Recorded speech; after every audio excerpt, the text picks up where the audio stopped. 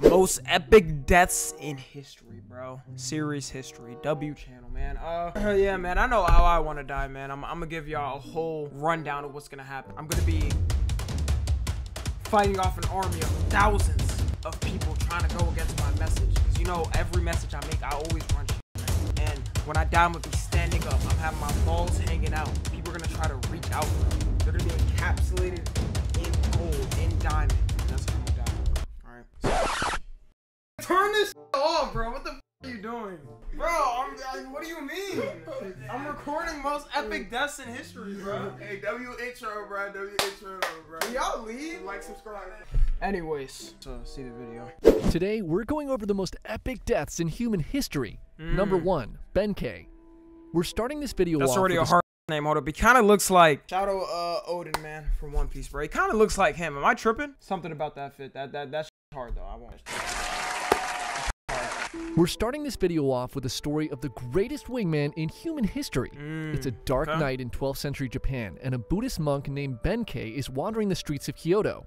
With an abundance of temples dotting the city, monks are a common sight, but this guy is different. At 6'6", he towers over everyone around him, and he's carrying a weapon. 6'6". He must think he's me.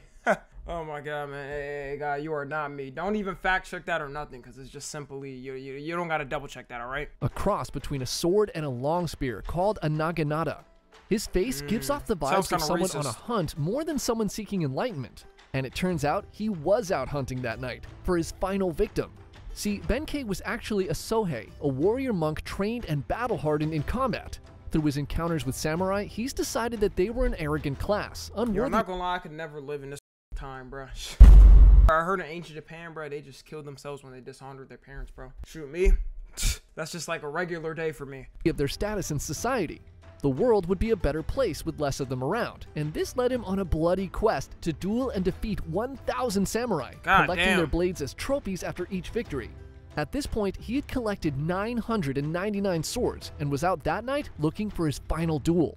While walking near Goto Tenjin Shrine, Benkei hears the sound of a flute, and when looking to see who is playing it, he finds a small, thin samurai. Around the man's waist is a beautiful gilded katana. So that's really true? They just like did... Yo, I'm not gonna lie, that's some NPC actions right there. You're just playing an instrument randomly in the middle of nowhere, bro. I mean, shout out Japan, but like, God, bro. The perfect piece to finalize Benkei's sword collection. He immediately challenges this samurai to a duel. The small man puts away his flute, and surprisingly, he agrees to fight. The two men walk together to Gojo Bridge and draw their weapons. Full of confidence, Benkei rushes in, but despite towering over the samurai, Benkei is swiftly defeated. Instead of taking his life, the samurai just turns and walks away. Benkei is shocked. Nah, I'm not gonna lie, that's so disrespectful, bro. You might as well just cut off my head at that point. Shoot. I feel like now war is better, because at least, you know, if you die, you just get like straight up shot in the head. Like in ancient Japan, bro, dude, you was getting sliced in all different types of places, bro. Hey guys, Tom NFG here. You know, only half of you guys are subscribed and even less of you guys have noties on. I hate to be a burden, but you know, I really appreciate it if you hit that sub button and the little bell next to it. You know, it doesn't take long. I know you can get mixed up in the algorithm and everything. But yeah, also tune into the streams. You know, we have a lot of fun over there. I'm telling you, we have a lot of parties going on over there. Yeah, that's it. Bye. Damn. You were getting sliced in your pubis, your testes were getting cut off, and then they would torture him and hang him as a trophy and shit. I don't know about my obsession with like testicles this video, but like, yeah. And left in disbelief. In the following days, these unfamiliar feelings turned to anger and frustration.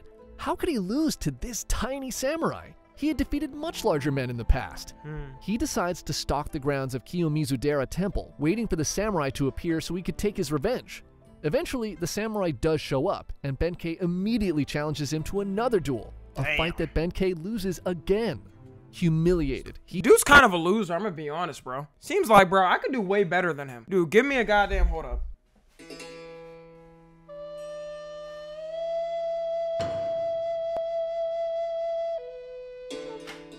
then that's death right there. That's death as soon as I close the sword.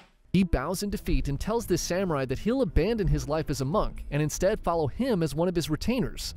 The samurai, who turns out to be Minamoto no Yoshitsune. Okay, that's a crazy fold. I'm never doing this for another dude, bro. The legendary Minamoto clan agrees. Benkei joins him on his adventures and the two become inseparable. They go on to join Yoshitsune's half-brothers and fight in the Genpei War against the powerful Taira, a clan that had killed Yoshitsune's father when he was just a baby. After 5 years of fighting, the Minamoto clan emerges victorious, and one of Yoshitsune's half-brothers, Yoritomo, becomes shogun. The end of the Genpei War had an unintended consequence. Without a common enemy, jealousy and suspicion soon turn the brothers against each other, and Yoshitsune and Benkei find themselves on the run, being pursued by Yoritomo and his men. They eventually find protection under another clan called the Fujiwara, and the pair spend a few years in relative peace in their domain. I'm not gonna lie, everybody just attached to that dude sucks, bro. I thought it was him at the start of this video. But like, dude, now your friend you teamed up with is also folding to different clans and shit. Come on, man. This ultimately did not last, as with a lot of pressure and probably a lot of bribes, Yoritomo finally convinces the Fujiwara to turn on his brother. Fujiwara no Hidehira, the man who was once their protector, betrays them, and on June 15, 1189, at the Battle of Koromogawa, Yoshitsune and Benkei find themselves trapped and outnumbered 5-1, with 500 of Fujiwara's men surrounding their castle position. The forces clash, and Yoshitsune's men put up a heroic effort. Benkei in particular is a demon on the battlefield, crushing enemies who are on average more than a foot shorter than him. He was definitely going crazy. But despite their best efforts, Yoshitsune's men quickly begin to fall. With just a handful of retainers remaining, Yoshitsune realizes the battle is already lost. He turns to Benkei and tells him he plans to commit seppuku within the castle. He'll need time. Bro, like, why did they do that, dude? Just stand on business, bro. If anything, just slice your head open. They used to be doing that, hitting their stomach and stuff. Like, just slice off the head. All right, do something where it's just instant blood loss. To prepare, and Benkei understands the assignment. He walks to the bridge that serves as the only entrance to the castle and stands alone against Fujiwara's army. Fujiwara signals a charge, and wave after wave of his men charge Benkei. He cuts them down one after another. No man can make it past him. In some stories, he's said to have single-handedly slain 300 soldiers on that bridge. Benkei stands. Okay, how do we even know any of this is real? Like, did they document this shit or something, bro? No, they just wrote it in like a little books or whatever. Man, they could just wrote anything. Shoot, on history. Later on in the future, bro, they could say I was like basically the Hugh Hefner of 2024, and it wouldn't be wrong, to be honest. But like, I don't know, man. I don't know. Stoically behind a pile of deceased Fujiwara warriors, beckoning more men to cross. And despite orders to do so, none of the Fujiwara's men answer his call. They all know that stepping on the bridge was a death sentence. Fujiwara, realizing his men are now too afraid to attack Benkei head-on, calls in his archers. They'll take him out from a distance instead. The archers let loose a barrage of arrows that find their mark in Benkei's chest, but nothing happens. Benkei doesn't flinch. They let loose another volley of arrows, but still nothing changes. Benkei's body is now a pincushion of arrows, but is still standing defiantly in their way. Time passes, and both sides stare at each other across the bridge. Nobody dares to make the first move. Finally, Fujiwara orders some of his men onto the bridge, and they reluctantly do as they're told. As they slowly approach Benkei, he makes no motion to ready himself. They creep close. Nah, this is a different type of aura. He got that death. Yo, yeah, okay, he's actually. If you know, oh wait, that might be a spoiler. Let's go ahead and censor that out. Censorers, editors, and whatnot. Closer, and when they finally reach the massive monk, they discover that while he was still standing, he was already dead. Benkei, knowing he needed to buy as much time for his master as possible, had positioned himself to be supported by his spear even if he was no longer alive. In his last stand, he showed no pain or emotion while being hit with countless arrows, all to give the illusion that he was ready to fight anyone who dared to cross. Because of his final actions, Yoshitsune had enough time to commit the seppuku ritual properly, maintaining his honor. What a wingman! Number 2, Yisun Shin. Maintaining his honor. Man, it's just like, it's crazy how different things are now. I wonder if they still do it. Okay, they definitely don't do that now and stuff. But like, damn, bro. The end of the 16th century in Korea was a strange mix of insane political corruption and relative peace for its people. Korea was a loyal tribute state to China, and the Ming dynasty pretty much left them alone. To the east, the Japanese were busy killing each other in the Sengoku Jidai, so they weren't a problem either. Yo, it's crazy how many like little wars happened around the world and people just don't know about them. Like, we just know about the major ones like World War I and World War II and shit. Aside from those pesky Jurchens who were constantly invading from the north, the rest of Korea was pretty boring and uneventful with no major threats. The boring, no-wars way of life led to many men choosing to pursue careers as scholars and government officials, as it was now the best way to gain power and influence. This led to a bloated and corrupt political class, and an extremely weak military led by generals who had never seen real combat. This combination of governmental corruption and a weak military would end up causing all kinds of problems in 1590 when Hideyoshi Toyotomi fulfilled the dreams of his former lord Oda Nobunaga and reunified Japan, bringing an end to the Sengoku Jidai. The Japanese, for the first time in over 100 years, were not at war with each other. And if they weren't busy fighting each other, who are they going to fight now? Oh. Hey, before you brutally invade Korea and stuff, can I ask you, how many spam emails or texts do you get a day? Nah, it's kind of crazy how, like, bloodthirsty they were back then, bro.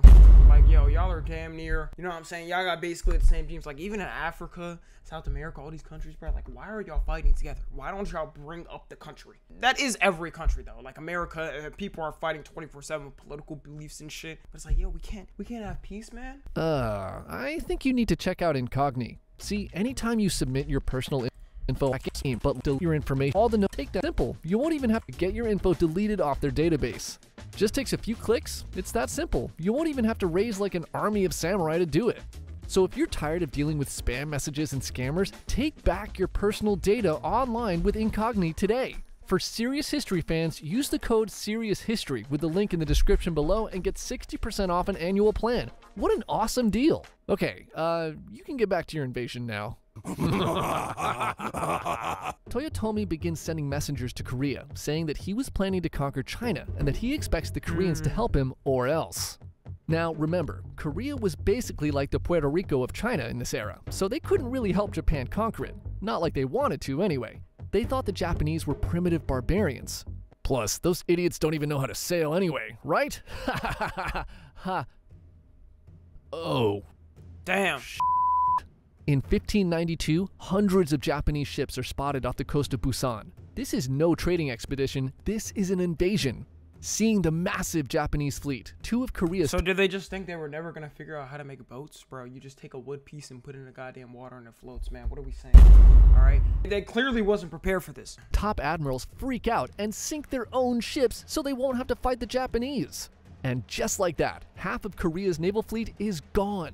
The Japanese soldiers land in Busan unopposed and immediately begin conquering forts and cities on their march to Seoul. Damn. The Korean military is no match for Toyotomi's men, who were all veterans of a 100-year war. Yeah, you notice how we said Korean? It wasn't on North Korea or South Korea. It was just Korea at the time. Kind of crazy, man.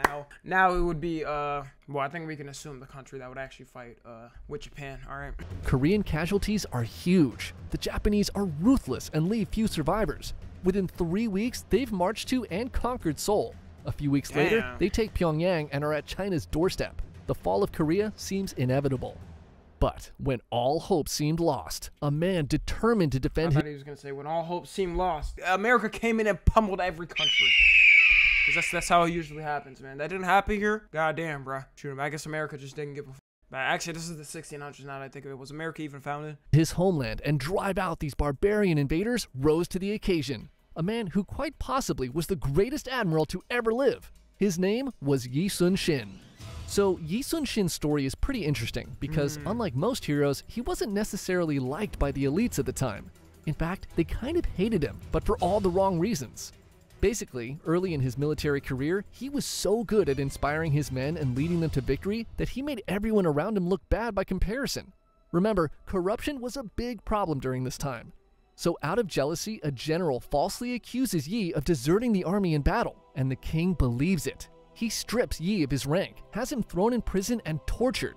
This experience would probably make most men quit the military altogether, but Yi was eventually released, and he managed to climb his way back through the ranks to commanding a small fleet of ships by the start of the Japanese invasion.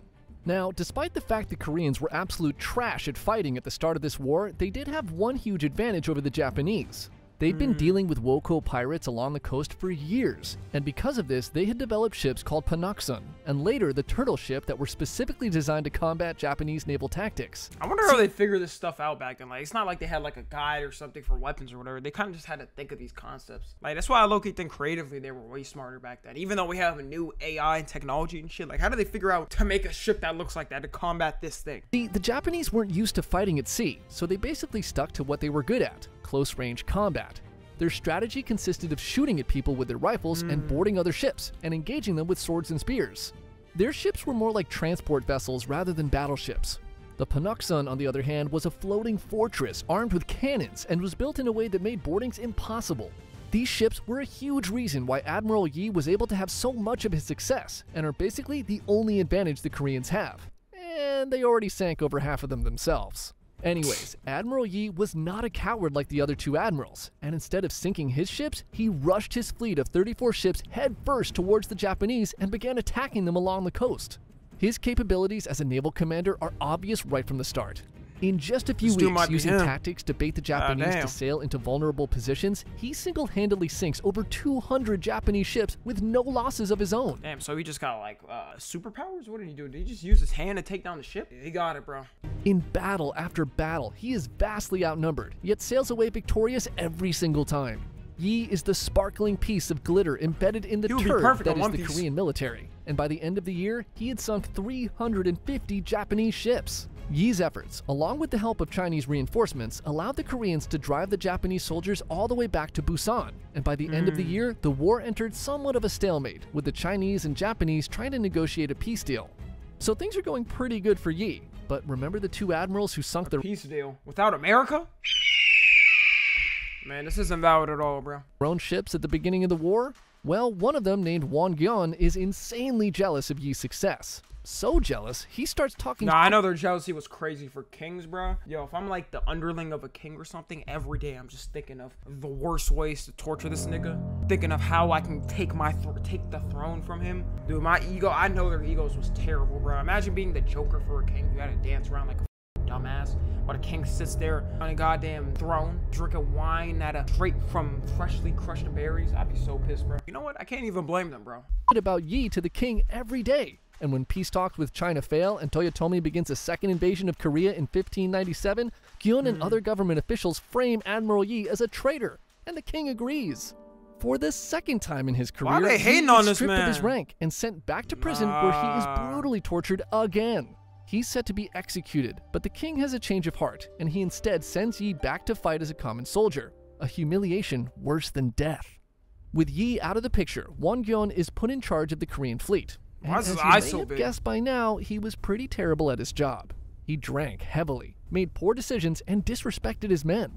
Many of Yi's commanders refused to fight under such a downgrade. And what made things even worse for Gyeon was that during the stalemate, the Japanese who had watched Admiral Yi wreck their over and over again had actually learned how to fight at sea. Their new ships now had cannons, and they began to use the same strategies Admiral Yi had used against them. This all comes to a head in the battle. Now, somebody definitely leaked the secrets. Come on, man. How did they get the patent for the... Actually, now that I think of it, they probably didn't even care about the patents or whatever. Somebody definitely leaked it, though, man. Liang, Gyeon's first attempt to attack the Japanese fleet. With 200 ships and the best of Admiral Yi's men, Gyeon sails out to confront the Japanese, and he immediately falls into a trap. A trap they had learned from fighting against Yi. The entire Korean Navy is decimated, and Gyeon is last seen being chopped to bits by Japanese soldiers while trying to run away. The king, realizing he may have messed up, reinstates Yi Sun-shin as fleet admiral, and he takes command of the pathetic remains of the once undefeated Korean Navy. He's left with just 13 ships and a few hundred demoralized men. In the following battle, outnumbered 25-1, using superior strategy, Yi manages to sink 31 of the 333 Japanese ships, again without losing a single ship of his own. This victory gives Yi time to rebuild his navy, but not gonna lie, things still look pretty grim for the Koreans. But the next year, Hideyoshi Toyotomi becomes ill and dies, his last official order being to withdraw the Japanese army from Korea back to Japan. Yi sees this as the time to finally drive the Japanese out of Korea for good and mounts a final offensive against the retreating Japanese forces. At the decisive... the thing is, Japan was like, bro, they were doing all of this alone. Like, you know how many countries had to get together just to like can't fight them? That was and the rebrand is crazy because nowadays, bro, what is Japan? Hello Kitty, kawaii, anime shit.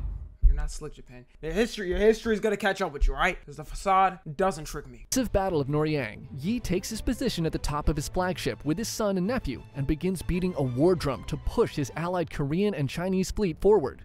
Admiral Yi's ship leads the charge, and he personally takes out 10 Japanese ships. The Japanese are in full retreat, and Yi beats his drum with intensity. Victory is within his grasp. After 7 long years, Korea will finally be free of these invaders. But suddenly, he's hit in his armpit by a Japanese musket ball. No. He realizes the wound is fatal, and he turns to his son and nephew and says, "The war is at its height. Wear my armor and beat my war drums. Do not announce my death."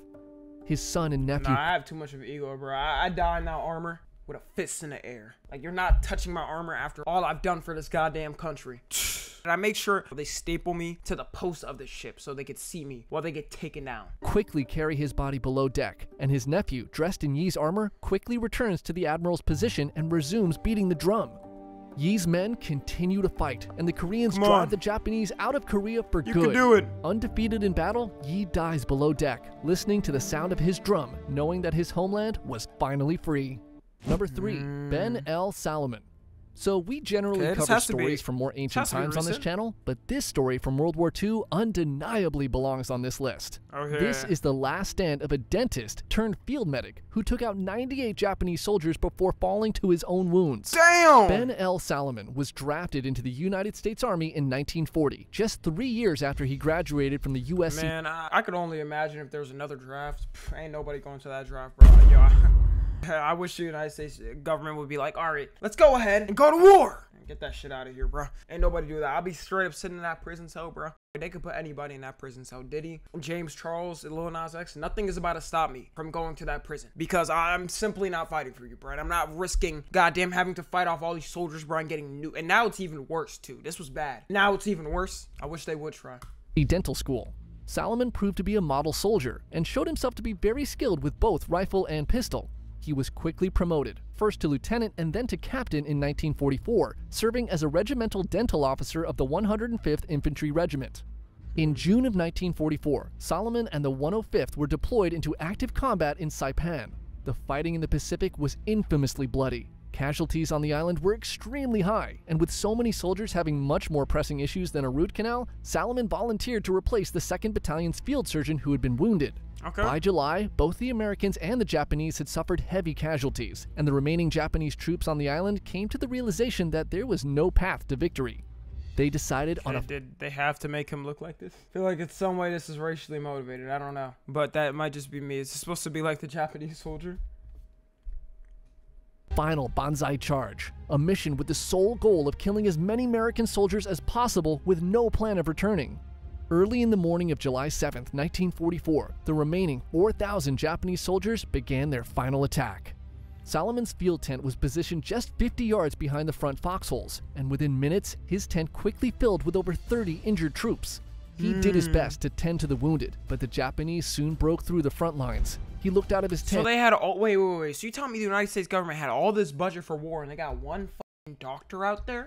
Or he was a dentist. He wasn't even a doctor at first, bro. Like, how much do we pay in taxes towards the goddamn military? And they got there. This is the conditions they fight in. Something got to change with that shit. There should be at least like 1,000 goddamn doctors on standby. Like just straight up right there with the amount of money that gets sent. And spotted a Japanese soldier bayoneting a wounded American who was lying outside of the tent.